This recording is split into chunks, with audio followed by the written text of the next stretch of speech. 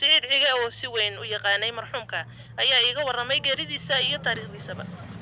كوثري إنا لله وإنا إليه راجعون أبوان محمد إبراهيم وسمع عدراوي هذا يا الحقيقي إنه كبر هذه مقالة حرقيسة قلبيسة أو بريها بالكاسي وكحن سنة وحنا إيه حقيقي هاتن أقاسمها واحدة ورفافينتا مدحتوية سومالي لأن ناصر يوسف ظاهر وهذا حقيقي ورك جريدة إلى يوم حريسة أبوان محمد إبراهيم وسمع عدراوي مقوم على مغلومة كبرها بالشديد تذكر أي وقلنا حني سقط دينه هنا Soomaali oo dhabay taqaani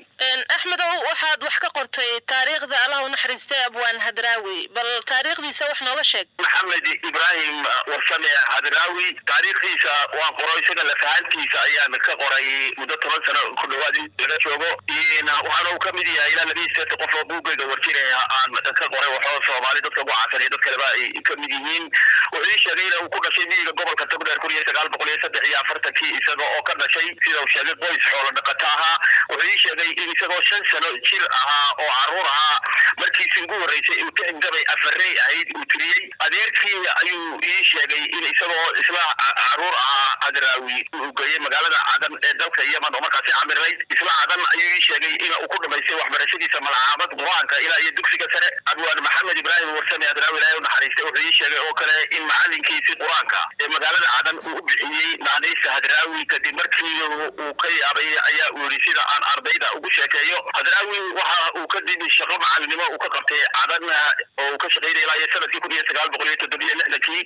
oo dalka hooyo uu ku soo laabtay Abwaan Hadraawi intii uu joogay Cadan ayaa ay soo muuqatay nibadiisa abwaanimadu sida uu sheegay isagoo sheegay inuu alifay riwaayad magaceeda loo oran jiray Hadimo taasi oo uu sheegay in laga daawaday magaalada Cadan 1965 Hadraawi markii uu Soomaaliya ku soo laabtay waxa uu macalin uu ka noqday dugsiga hoose dhexe ee la foole ee deegaanka Afgooye isagoo markii dambena macalin ka ahaa kulliyadii waxbarashada ee la foole Maxamed Ibraahim warsame Hadraawi ilaahay u naxariisto shakhsiyad caana xilligaasi oo sanadihii 70-aadkii ayaa uu aad u soo shacbaxay abwaanimadiisa oo Hadraawi suugaantiisa iyo heesihiisa jacaylka ay soo jiiteen dadweynaha Soomaaliyeed kulliyadii waxbarashada la foole intii uu joogay Hadraawi waxa isaga iyo saaxiibadiisii gaariye Siciid Saalax ay wada curiyeen sidii uu sheegay riwaayad caan noqotay oo loo oran jiray xilligaasi aqoon iyo afgarad iyo silsiladii gabayada markaas ay ciidankii nabadgelyada ee dowladda Soomaaliya ay isaga raad guraana oo markaasi ay suuq dhageystaan suugaantiisa oo aad ugu galaan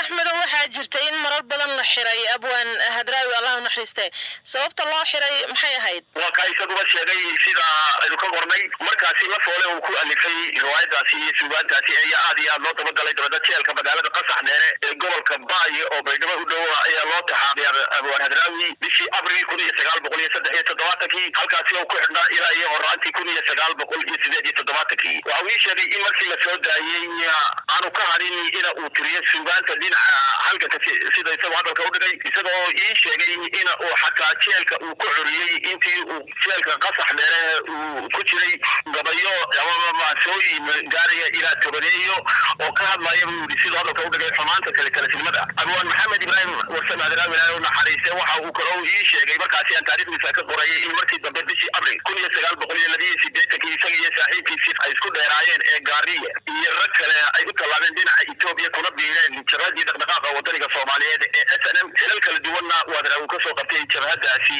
ilaa iyo 1990 in Abwaan Hadraawi muddadii u dhaxaysay 1995 ilaa iyo 1999 wuxuu ku noolaa magaalada London laakiin markii uu ku soo laabtay Somaliland waxa uu sii waday suugaantiisa xagga bulshada nabadda iyo diinta Islaamka oo gabayada dheer uu ka alifay waxa lagu xusuustaa Abwaan Hadraawi socdaalkiisii nabadda ee lugta ee uu ku soo maray dalka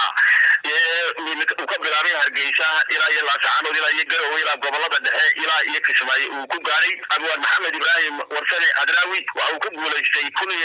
1913 bishii Abriil abaalmarinta caalamiga ah ee sanad walba uu bixiyo boqorka dalka Holland Prince Claus kaasoo la siiyo shakhsiyaadka amase hay'ado wax ku soo kordhiyay dhaqanka amase bani'aadnimada Hadraawi in badan ayaanu sheekaysanay gaar ahaan inta dambe ee uu ku noolaa magaalada Hargeysa iyo magaalada Burco kula kulmi jiray oo shakhsiyad aad iyo aad wax looga faa'iido macallin uu soo noqday ilaahay u naxariisto amiin aad buu u mahadsan yahay Axmed